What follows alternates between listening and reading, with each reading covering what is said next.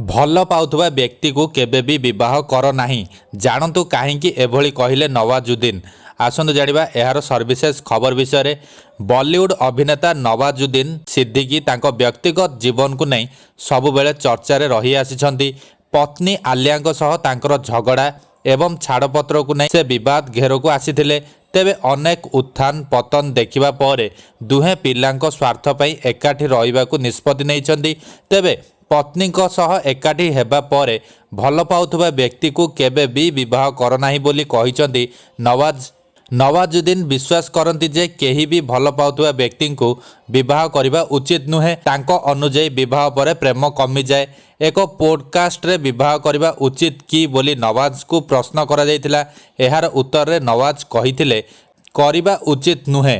ବିବାହ କରିବାର ଆବଶ୍ୟକତା କ'ଣ? ଯଦି ତୁମେ ପ୍ରେମ କରୁଛ ତେବେ ତୁମେ ବିବାହ ବିନା ବଞ୍ଚିପାରିବ।